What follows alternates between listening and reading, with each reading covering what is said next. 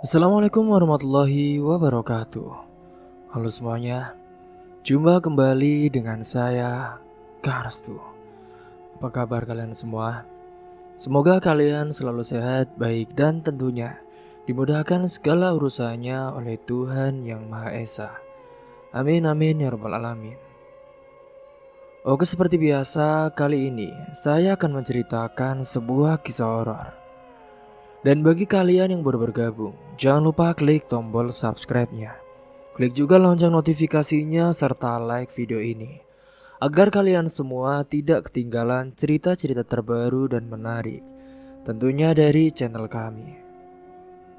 Oke, terima kasih. Dan langsung saja tanpa berlama-lama lagi. Bagaimana kisahnya? Ini dia ceritanya. Malam semakin larut ketika Ani pulang dari pengajian di pesantren. Singkatnya saat itu, ia berjalan melewati jalan setapak yang remang-remang. Diterangi oleh cahaya bulan yang pucat, udara malam terasa dingin. Namun pikirannya jauh lebih kacau daripada cuaca di sekitarnya. Kejadian semalam masih membekas di benaknya. Pertemuannya dengan Wawan dan juga gengnya yang mabuk-mabukan, serta betapa ketakutan itu saat itu. Setibanya di rumah, Hani pun segera mengunci pintu dan jendela dengan lebih teliti dari biasanya. Rasa takut masih menyelimuti dirinya, membuatnya terus merasa waspada. Setelah berwudu, ia menggelar sajadah dan menunaikan salat malam. Dalam sujudnya ia menangis, memohon perlindungan kepada Allah dari orang-orang jahat yang berniat menyakitinya. Setelah berdoa cukup lama, ia pun akhirnya merebahkan tubuhnya di kasur lusuh miliknya. Kelelahan membuatnya cepat terlelap. Namun di luar sana, di sudut gelap gang kecil, Wawan dan juga beberapa temannya sudah merencanakan sesuatu yang lebih keji dari sekadar ancaman. Wawan semakin tidak terima karena Hani terus menolaknya. Keinginannya untuk memiliki Hani semakin membara. Dan malam ini, ia sudah menyiapkan rencana. Ia akan masuk ke rumah Hani secara diam-diam dan memastikan bahwa gadis itu tidak akan bisa menolaknya lagi. Jika ia berhasil, maka Hani tak punya pilihan selain menikah dengannya. Dengan hati-hati, Wawan dan seorang temannya menyelinap ke halaman rumah Hani. Ia sudah mengamati rumah ini selama beberapa hari dan tahu persis bagaimana cara masuk tanpa menimbulkan suara. Dengan menggunakan kunci duplikat yang diam-diam ia dapatkan dari seorang yang dulu bekerja di rumah Hani. Pada malam itu pun ia membuka pintu dengan pelan. Rumah itu terasa sepi, hanya terdengar suara jam malam yang berdetak pelan di ruang tamu. Dengan langkah hati-hati, Wawan menuju kamar Hani. Ia mengenakan topeng hitam untuk menyamarkan identitasnya. Di dalam kamar, Hani tertidur pulas. Cahaya remang dari lampu kecil di sudut ruangan membuat wajahnya tampak tenang, tak menyadari ancaman yang mengintainya. Perlahan Wawan mendekati tempat tidur. Dengan tangan gemetar karena terlalu bersemangat, ia pun menyentuh lengan Hani. Namun sentuhan itu membuat gadis itu tercegah. Matanya terbuka sedikit lalu melebar saat melihat sosok asing bertopeng berdiri di samping tempat tidurnya. Hani tersentak ingin berteriak, tapi dengan cepat Wawan menutup mulutnya dengan tangan yang kasar. "Is, jangan melawan. Kalau tidak, aku buat kamu menyesal," bisiknya dengan suara mengancam. Hani memberontak, kakinya menendang tubuh Wawan dengan sekuat tenaga. Namun pria itu jauh lebih kuat. Ia berusaha meronta tapi perlahan tubuhnya melemah. Pikirannya mulai kabur, kepalanya pening. Ia tak tahu apa yang terjadi. Apakah Wawan telah menaruh sesuatu di kain yang ia gunakan untuk menutup mulutnya? Seketika segalanya menjadi gelap saat itu. Singkat cerita, pagi menjelang ketika Hani mulai sadar. Kepalanya terasa berat, tubuhnya lemah, dan seluruh persendiannya terasa pegal dan juga sakit. Ia mengerjapkan mata mencoba mengingat apa yang telah terjadi. Ia masih berada di kamarnya, namun ada sesuatu yang berbeda. Pakaian yang ia kenakan sedikit berantakan. Jantungnya berdegup kencang saat ia mendapati sebuah amplop terselip di bawah tangannya. Dengan tangan gemetar, ia pun meraih amplop itu dan membukanya. Di dalamnya ada sarik kertas berisi tulisan tangan yang tidak asing baginya. "Hani, sekarang kamu adalah milikku. Aku punya bukti apa yang terjadi malam ini. Temanku sudah merekam semuanya. Jika kamu masih tidak mau menikah denganku, maka aku akan menyebarkan video ini ke semua orang. Semua orang akan tahu bahwa kamu bukan perempuan suci lagi. Bahkan orang-orang di pesantren pun akan tahu. Kamu mau hidup dengan aib itu? Aku beri kamu waktu untuk berpikir. Kalau kamu setuju menikah denganku, maka aku akan menghapus semua bukti ini." Hani terdiam, tubuhnya gemetar hebat. Air matanya mulai mengalir tanpa bisa ia kendalikan. Tangannya mencengkram erat surat tangan itu. Lalu tanpa sadar, ia pun meremasnya. Tidak, ini tidak mungkin. Tidak mungkin Wawan setega ini. Pikirannya bercampur aduk antara ketakutan, amarah dan juga kesedihan yang luar biasa. Ia ingin berteriak, ingin marah, ingin lari sejauh mungkin. Namun tubuhnya terasa begitu lemah, seolah energinya telah terkuras habis. Tangannya bergerak meraba-raba tubuhnya, mencoba mencari bukti lain dari peristiwa yang mungkin terjadi. Ia merasa sakit di beberapa bagian tubuhnya, tetapi tidak tahu pasti apa yang sebenarnya telah dilakukan Wawan terhadapnya. Hani hanya bisa menangis semakin keras. "Ya Allah, mengapa ini semua terjadi padaku? Kenapa?" Ia ingin melaporkan kejadian ini ke pihak berwajib. Ia ingin meminta pertolongan, tapi kemudian ia teringat sesuatu. Bagaimana jika benar video itu ada? Bagaimana jika Wawan benar-benar menyebarkannya? Nama baiknya akan hancur. Orang-orang di pesantren pun pasti akan mengetahui semuanya. Ia akan dicap sebagai perempuan yang tidak berharga. Ia mungkin akan diusir, dipandang hina dan tak akan pernah bisa menjalani hidupnya dengan tenang lagi. Hani menutup wajahnya dengan kedua tangan. Mengapa? Mengapa semua ini terjadi? Kenapa berat sekali cobaanku, ya Allah? Setelah kehilangan Rian, suaminya yang meninggal, sekarang ia harus menghadapi bencana yang lebih besar lagi. Air mata terus mengalir dari matanya. Ia merasa dunia ini sudah tak adil baginya. Ia bisa membayangkan bagaimana reaksi orang-orang jika kabar itu tersebar. Orang-orang di kampungnya, para santri di pesantren, bahkan Bu Nyai dan juga Pak Kiai yang selama ini membimbingnya, pasti semua akan menganggapnya sangat hina. Tidak, aku tidak sanggup. Aku tidak sanggup menanggung ini semua. Aku gak mau. Aku membuat nama baik pesantren hancur. Hani menarik nafas dalam lalu memejamkan mata. Kini satu-satunya cara agar semua ini berakhir adalah menerima lamaran dari Wawan. Mungkin ini takdirnya. Mungkin ini jalan satu-satunya agar ia bisa bertahan hidup tanpa harus menghadapi lebih banyak penderitaan. Meskipun hatinya menolak, meskipun ia membenci Wawan lebih dari siapapun di dunia ini, ia tahu bahwa ia tidak punya pilihan lain. Dalam hati yang penuh luka, Hani pun akhirnya mengambil keputusan. Ia akan menemui Wawan. Kini Hani berjalan pelan melewati lorong pesantren yang sunyi pagi itu.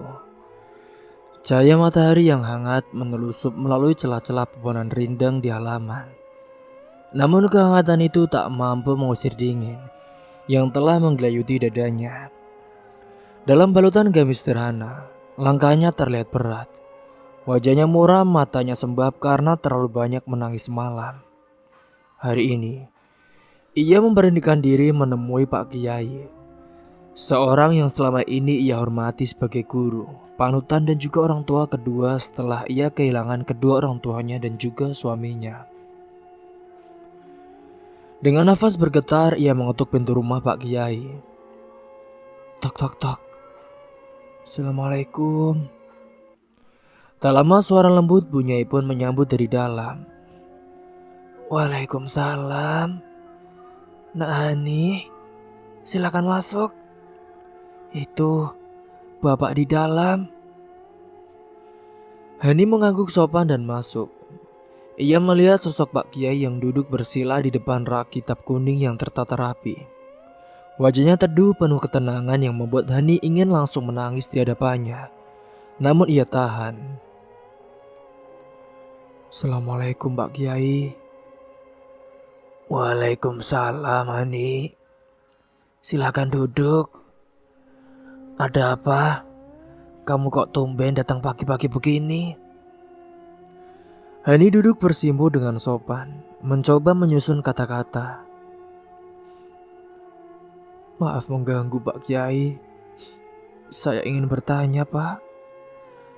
Bagaimana tentang hukum pernikahan dalam masa iddah?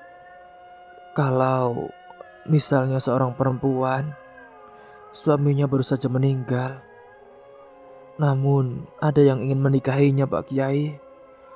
Apakah diperbolehkan menikah dalam masa iddah? Pak Kiai memandang Hani dengan lembut. Ia tahu gadis ini sedang menyimpan beban yang berat. Secara syariat tidak diperbolehkan Nak Hani. Masa iddah bagi perempuan yang ditinggal wafat suaminya adalah 4 bulan 10 hari.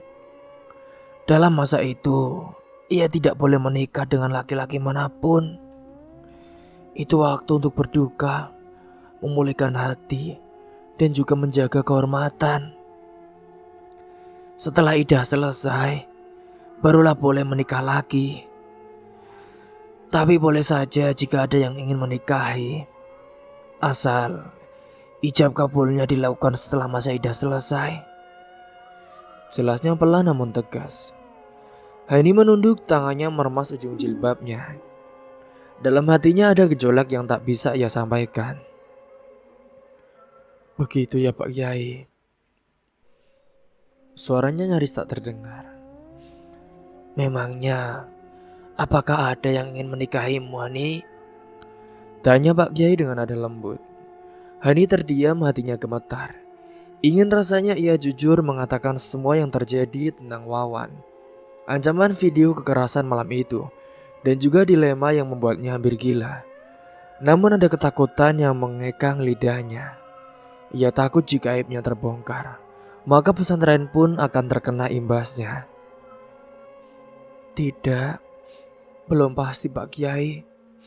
Saya hanya ingin tahu untuk berjaga-jaga, jawab Hani dengan lirih. Pak Kiai mengangguk lalu menatapnya tajam tapi penuh kasih sayang. Hani, kamu kan anak yang baik. Banyak yang menghormatimu karena akhlak dan ketulusanmu. Kalaupun nanti ada laki-laki yang ingin menikahimu lagi, pastikan ia adalah orang yang menghargaimu Nak. Jangan pernah menikah karena terpaksa, apalagi karena ancaman. Itu bukan pernikahan yang diridhoi oleh Allah. Ucapan itu seperti tamparan bagi Hani. Matanya langsung berkaca-kaca. Ia mengangguk pelan namun di hatinya luka semakin dalam. Terima kasih Pak Kiai, ucapnya sambil menunduk dalam. Ia pun pamit dengan nada sesak. Keluar dari rumah Pak Kiai dengan langkahnya gontai. Tubuhnya lunglai begitu sampai di pondokannya. Hani pun langsung masuk kamar dan menutup pintu. Air matanya tumpah tanpa bisa dibendung. Sementara itu di tempat lain Wawan semakin gelisah. Ia merasa kesabarannya diuji. Ia sudah memberikan waktu pada Hani, namun belum juga mendapat jawaban. Hatinya yang sudah dipenuhi nafsu dan obsesi mulai gelap. Di pikirannya hanya ada satu hal. Hani harus menjadi miliknya. Ia tak peduli bagaimana caranya. Malam itu pun Wawan duduk di depan rumah bersama dua temannya yang dulu ikut membantu menyelinap ke rumah Hani. Mereka saat itu kembali mabuk-mabukan. Gimana Wan? Lo udah cepet jawabannya? Tanya salah satu temannya. Belum. Tapi dia pasti akan datang kok ke aku. Lagian kan gak ada pilihan lain dari dia, ucap Wawan dengan nada congkak. Kalau gak mau juga gimana Wan? Udah, dia bakal tahu siapa aku lah. Kalau harus aku paksa nikah, ya pasti aku lakuin. Sementara itu Hani masih bergumul dengan pikirannya. Ia tak bisa makan, tak bisa tidur dengan tenang. Di antara doanya yang tak putus-putus, ia berharap ada keajaiban dari Tuhan yang mengeluarkannya dari jerat ini. Ia ingin sekali memberanikan diri menceritakan semuanya kepada Pak Kiai. Tapi lidahnya selalu keluh saat hendak memulai pembicaraan itu. Ia takut kehilangan segalanya. Singkat cerita, beberapa hari kemudian Wawan pun akhirnya mengirim pesan pendek kepada Hani. Hani, besok aku tunggu kamu di rumah ya. Kita bahas tanggal pernikahan. Kalau kamu sampai gak datang, kamu tahu sendiri akibatnya. Pesan itu membuat tubuh Hani kembali gemetar. Ia pun hampir tak bisa bernafas. Malam itu, Hani kembali memohon dalam sujud panjang. Ya Allah, tunjukkanlah jalanmu. Aku lelah. Aku tak kuat lagi menanggung semua ini. Jika dia jahat, jauhkan aku. Jika engkau izinkan aku hidup tenang, maka angkat beban ini. Aku mohon. Aku mohon. Pada paginya Hani pun memutuskan untuk datang ke rumah Wawan. Ia ingin mencoba berbicara secara baik-baik untuk menunda, setidaknya sampai masa idahnya selesai. Namun di benaknya ada satu rencana yang mulai ia susun dalam diam. Ia tahu, jika ia terus diam maka hidupnya akan terus terpenjara. Ia mengetuk pintu rumah Bu Eci dengan hati berdebar. Tak lama saat itu pintu pun dibuka. Wawan muncul dari dalam tersenyum lebar dengan gaya yang sok akrab. Nah, akhirnya kamu datang juga. Ayo masuk, kita atur semuanya. Namun Hani berdiri dengan tegang. Matanya kini tak lagi berkaca-kaca seperti sebelumnya. Ada sedikit keberanian yang mulai tumbuh dari dirinya. Wan, saya datang ke sini hanya untuk bicara, Wan. Menikah sepertinya tidak bisa sekarang. Saya juga masih dalam masa idah. Dan itu aturan agama. Ucapnya tegas meski suaranya sedikit bergetar. Wawan pun langsung melotot saat itu. Hani, kamu pikir kamu masih bisa sok suci setelah semuanya? Kamu lupa video itu? Hani menghela nafas panjang. Saya tidak lupa, Wan. Tapi saya juga tidak takut lagi. Kalau kamu sebar video itu silahkan. Tapi kamu akan berurusan dengan hukum. Saya juga sudah simpan pesan-pesan ancamanmu. Dan saya juga tahu hukum di negeri ini masih bisa berpihak pada korban. Wawan terdiam tidak menyangka Hani berani seperti ini. Saya kasih tahu kamu sekali lagi ya. Kalau kamu bukan takdir saya tidak akan menikah dengan orang yang menggunakan kekerasan dan ancaman. Setelah mengatakan itu, Hani pun berbalik dan melangkah pergi. Wawan marah menggebrak meja, namun di balik kemarahannya itu, ada ketakutan. Ia tak tahu bahwa keberanian Hani kali ini bisa saja membawanya ke jeruji besi. Dan Hani meski langkahnya masih gemetar, Ia tahu bahwa ini adalah awal dari perjuangan panjang. Tapi ia tidak akan diam lagi, tidak akan tunduk pada ketakutan. Ia tahu Tuhan selalu bersamanya. Pagi itu, udara di sekitar pesantren tampak sunyi.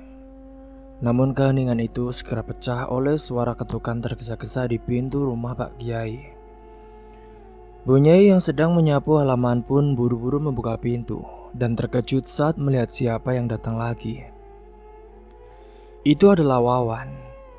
Wawan berdiri dengan wajah serius tak seperti biasanya. Rambutnya disisir rapi, baju yang dikenakannya pun lebih sopan dari biasanya. Namun saat itu, matanya tetap menyimpan sesuatu yang gelap, kesombongan, keberanian yang lahir dari kekuasaan dan juga uang. Bu Nyai, saya ingin bicara dengan Pak Kiai. Penting, ucapnya dengan nada yang dibuat seramah mungkin. Bu Nyai pun sedikit ragu tapi akhirnya mengangguk. Iya Wan, silakan masuk. Pak Kiainya ada di ruang tamu. Wawan pun masuk duduk dengan sikap santai yang membuat suasana menjadi tidak nyaman. Ketika Pak Kiai datang dari dalam, ekspresinya semula tenang langsung berubah waspada ketika melihat tamu tak biasa ini. Ada perlu apa kamu kemari, Wan? Tanya Pak Kiai dengan hati-hati. Wawan menghela nafas lalu mulai bercerita.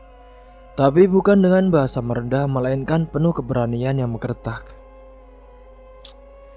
Jadi gini Pak Kiai, saya mau jujur. Saya ingin menikah dengan Hani. Tapi saya juga tahu dia pasti menolak.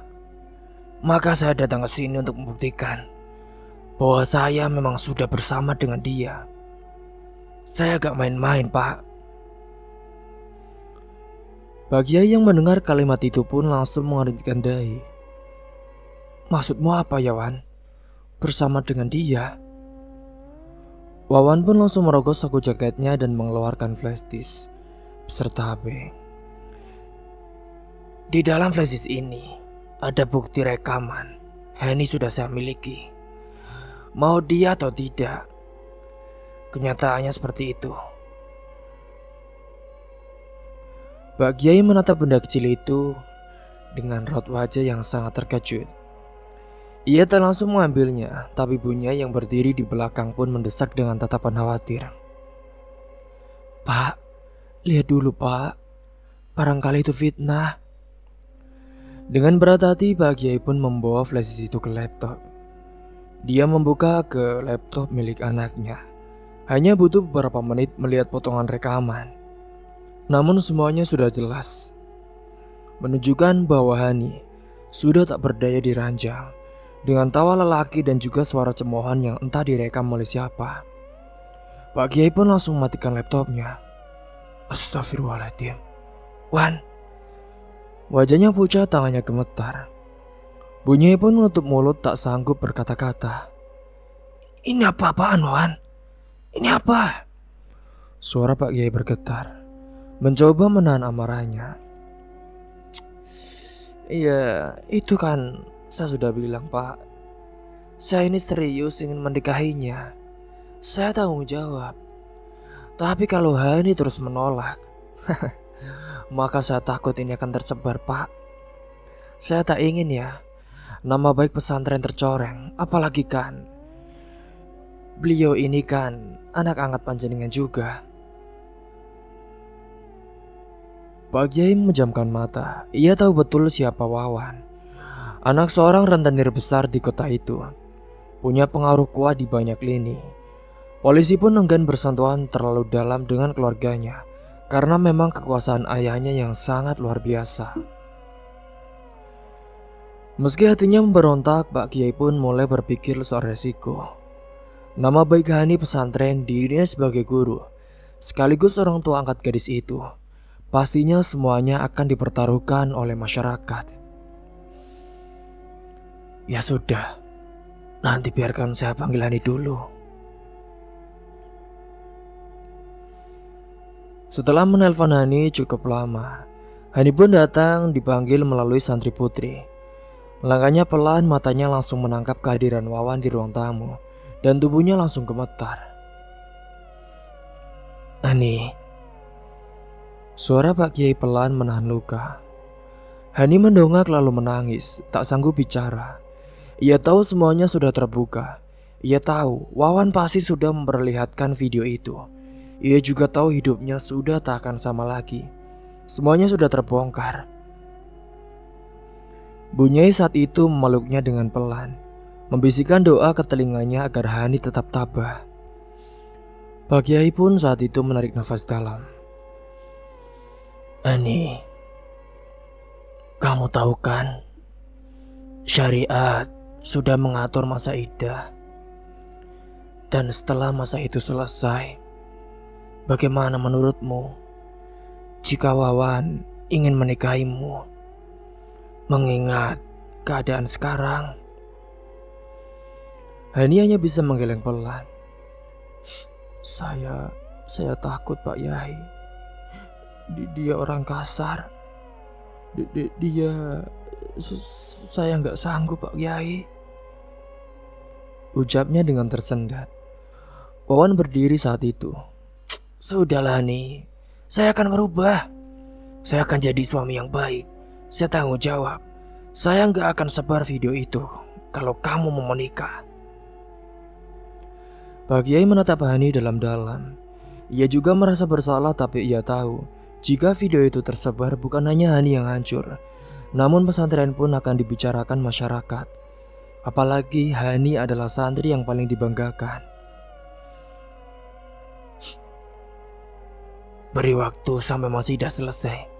Setelah itu, pernikahan bisa dilangsungkan, ucap Pak Kiai akhirnya. Hari itu pun semua terasa hampa bagi Hani. Hingga beberapa minggu kemudian, tepatnya setelah masa iddah berakhir, pernikahan pun akhirnya digelar secara sederhana, tanpa pesta mewah, hanya akad yang disaksikan beberapa orang pondok dan juga keluarga dekat. Tak ada senyum dari wajah Hani, tak ada ketawa bagaian. Hanya wajah kosong, mata sembab dan juga tubuh yang terasa seperti dikurung dalam penjara. Setelah ijab kabul diucapkan, Wawan terlihat puas. Ia memegang tangan Hani, namun Hani hanya membalas dengan tatapan kosong. Tubuhnya terasa mati rasa. Hingga waktu yang tepat pun datang, yaitu malam pertama. Di kamar yang telah dihias seadanya oleh Bunyai, Hani hanya duduk di tepi ranjang dengan gaun putih sederhana. Matanya menatap dinding kosong, sementara di belakangnya Wawan masuk dengan penuh percaya diri. Hani, sekarang kamu jadi istriku. Ucap Wawan sambil duduk di sebelahnya. Hani diam. Ia hanya menggigit bibirnya agar tidak menangis. Jiwanya belum pulih, luka itu masih basah, masih menganga. Wawan pun mencoba menyentuhnya, namun Hani bergeser perlahan. Tubuhnya menegang saat itu. Mas, aku capek. Boleh aku tidur duluan? Bisiknya. Wawan menarik nafas, tampak sedikit kecewa, namun dia hanya mengangguk. Ya udah. Sini, biar kamu gak dinginan. Hani pun hanya menjamkan mata, membelakangi Wawan. Dalam hati ia menangis malam itu. Hani tertidur dengan tubuh kaku, dalam pelukan yang tidak ia harapkan. Di rumah yang terasa seperti penjara dengan seorang lelaki yang tidak ia cintai. Namun di balik kesedihannya, ada satu tekad kecil yang tumbuh dalam hatinya. Ia tidak akan membiarkan hidupnya selamanya ditentukan oleh ketakutan. Kelak jika waktunya tiba, ia akan mencari keadilan. Bukan hanya untuk dirinya, tapi untuk semua perempuan yang dirampas suaranya. Karena meski saat ini ia kalah, bukan berarti ia akan menyerah. Ia akan menyusun rencana jika sewaktu-waktu Wawan bersikap seenaknya kepadanya. Sudah berapa minggu bersama Wawan. Hidup bersamanya setelah pernikahan tidak membawa kebahagiaan bagi Yani, melainkan penderitaan yang semakin dalam. Dari luar orang mungkin melihat pernikahan mereka sebagai bentuk tanggung jawab Wawan terhadap kesalahan yang pernah ia lakukan. Tapi di balik dinding rumah yang mereka tinggali, tersimpan luka yang tak pernah sembuh. Wawan tak pernah benar-benar berubah. Kasarnya tetap sama, bahkan lebih buruk dari sebelumnya. Setiap kali Hani menolak bersikap mesra, Wawan marah. Tangannya ringan, tamparan, tendangan, bentakan menjadi makanan sehari-hari bagi Hani. Ia dilarang ke pesantren, dilarang jualan, dilarang keluar rumah tanpa izin. Ia kini malah dijadikan seperti boneka, dipaksa menurut tanpa boleh bersuara. Jadi istri itu jangan so alim di depanku ya. Kalau ternyata di belakang suka main racik-racik obat. Kamu pikir aku gak tahu ah? Kamu bawa-bawa vitamin buat kabur dari aku ya? Wawan membentak suatu malam saat melihat Hani menyimpan suplemen yang sebenarnya hanya untuk dirinya sendiri.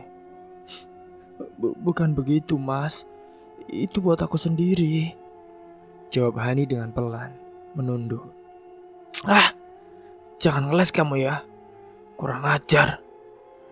Dan kembali Wawan melayangkan tamparan ke pipi Hani, hingga tubuhnya pun terhuyung menabrak dinding. Tangis sudah tidak asing lagi bagi Hani, bahkan rasa sakit pun terasa biasa. Namun di balik setiap luka yang ia terima, perlahan tumbuh sesuatu yang selama ini ia tahan, yaitu amarah. Malam demi malam Hani menatap wajah Wawan yang tertidur dengan tengguran keras, dan di matanya ada bara yang perlahan menyala. Ia tak pernah membayangkan hidupnya akan jadi seperti ini. Dipaksa menikah, dihina, disakiti, bahkan kehilangan harga dirinya. Ia sudah cukup diam, sudah cukup sabar dan kini ia tahu apa yang harus ia lakukan. Di balik lemari ia menyimpan satu botol kecil racun tikus yang dibelinya diam-diam saat berhasil keluar rumah sebentar untuk belanja. Ia simpan baik-baik menunggu waktu yang tepat. Ia tak akan membunuh Wawan begitu saja. Ia ingin membuatnya merasakan bagaimana rasanya tubuh dihancurkan perlahan, seperti yang selama ini ia alami secara batin. Hari itu tiba saat Wawan mulai merintih kesakitan karena mahnya mulai kambuh. Hani tahu tubuh Wawan memang punya kelemahan di lambung. Ia tak langsung mengambil kesempatan, melainkan menunggu ia sedikit sembuh agar rencananya bisa berjalan sempurna. Hani menyiapkan makanan kesukaan Wawan, nasi goreng dengan telur mata sapi dan juga sambalnya. Minumannya segelas es teh manis seperti biasa, tapi kali ini Hani menambahkan sedikit bubuk dari botol kecilnya ke dalam sambal dan juga es teh itu. Dengan senyum lembut ia menghampiri Wawan di ruang tengah. Mas, ini aku bikinin makanan nih, spesial. Katanya lapar. Wawan menatapnya dengan sinis. Tumben baik. Aku kan cuma pengen nyenengin suami mas, jawab Hani dengan lembut, meski di dalam hatinya setiap kata itu terasa seperti pisau. Wawan makan dengan lahap, ia tidak curiga, bahkan memuji rasa nasi goreng buatan Hani. Akhirnya kamu bisa juga jadi istri yang baik ya. Gitu tuh dari awal, nurut. Hani hanya tersenyum lalu duduk di sampingnya. Ia menatap wajah laki-laki itu dengan tatapan kosong. Tak butuh waktu lama, sekitar 30 menit kemudian, Wawan mulai merasakan perutnya melilit. Ia memegangi perutnya lalu muntah di lantai.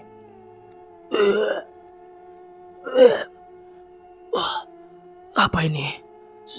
Sakit banget, teriaknya. Hani pun tetap duduk dengan tenang. Mas, kenapa mas? Kamu kenapa? Mau aku panggilin dokter? Wawan merangkak, wajahnya mulai pucat. Tubuhnya dingin berkeringat, ia pun muntah lagi. Kali ini bercampur darah, tangannya gemetar. Ani, kamu ngapain aku? Cuma kasih kamu rasa mas. Rasa dari semua luka yang aku terima, bisik Hani dengan suara pelan tapi tegas. Wawan terkapar saat itu. Nafasnya memburu, Hani pun bangkit perlahan, lalu mengambil ponsel dan dengan sengaja menelpon tetangga. "Bu, tolong ke rumah sebentar, Bu. Suamiku muntah darah." Wawan mendengar itu pun dan masih mencoba berbicara. Aku akan bilang semua. Video itu aku sebar." Hani menatapnya lalu mendekat. "Sebarkan, Mas. Sekarang sebarkan. Biar semua orang tahu. Biar kamu ditarik ke neraka bareng dosa-dosamu, Mas. Aku gak takut lagi." Beberapa tetangga pun akhirnya datang. Mereka melihat Wawan sudah tak berdaya di lantai. Tubuhnya menggigil, ambulans pun dipanggil. Tapi sebelum bantuan datang, Wawan sudah tak sadarkan diri. Di rumah sakit, dokter menyebutkan bahwa Wawan mengalami keracunan akut yang menyerang sistem pencernaannya. Polisi datang karena racun ditemukan di darah Wawan. Namun Hani tidak panik. Ia tenang menghadapi pemeriksaan. Ia sudah menyiapkan semuanya, termasuk surat tulisan tangan yang menyatakan bahwa ia mengalami kekerasan dalam rumah tangga sejak awal pernikahan. Ia menyimpan foto-foto luka, rekaman suara, bahkan rekaman kamera kecil yang disembunyikan di pojok kamar yang memperlihatkan tindakan kekerasan dari Wawan. Kasus ini pun mencuat, banyak pihak bersimpati kepada Hani. Bahkan beberapa pengacara siap membelanya secara pro bono. Nama pesantren tetap berjaga karena Hani tidak pernah menyeretnya ke publik. Hingga kini pun, persidangan, Hani berkata dengan tegas, "Saya bukan membunuh karena dendam ya Pak, tapi saya menghentikan seseorang yang setiap hari membunuh saya dalam diam." Hakim mendengarkan, suasana riuh pun, ruang sidang sunyi. Dan akhirnya, hukuman ringan dijatuhkan karena bukti KDRT dan ancaman dari Wawan dinyatakan valid. Setelah semuanya berakhir, Hani kembali ke pesantren. Ia tak ingin tinggal di rumah yang dulu menjadi saksi luka. Ia kembali menjadi santri, kembali berjualan kecil-kecilan dan perlahan membangun kembali kehidupan yang sempat hancur. Di dalam hatinya masih ada luka, tapi kini luka itu disembuhkan oleh kekuatan. Bukan hanya dari doa dan sabar, tapi juga dari keberanian untuk melawan kezaliman. Karena Hani tahu, diam kadang bukanlah solusi, dan keadilan tak selalu datang dari tangan hukum. Kadang harus diperjuangkan sendiri meski dengan resiko yang besar. Kini Hani pun resmi bercerai dengan Wawan. Setelah semua hutangnya lunas karena sudah menikah, kini Hani pun bisa bebas, hidup menjalani hari-harinya dengan tenang, bertobat kepada Allah Subhanahu wa Ta'ala. Dan dia berharap akan terus mengabdi di pesantren bersama Pak Kiai dan juga Bu Nyai. Cerita pun selesai. Semoga dari kisah ini kalian semua bisa mengambil hikmah dan pelajaran. Mungkin itu saja yang dapat saya sampaikan. Kurang lebihnya mohon maaf apabila ada salah kata ataupun ucapan yang kurang berkenan bagi kalian semua. Sampai jumpa di cerita selanjutnya. Akhir kata, wassalamualaikum warahmatullahi wabarakatuh. Oh ya, Karsu juga mengucapkan terima kasih kepada sahabat-sahabat Karsu semuanya ya. Sekali lagi, minal aidin wal faizin, mohon maaf lahir batin. Ya, terima kasih. See you.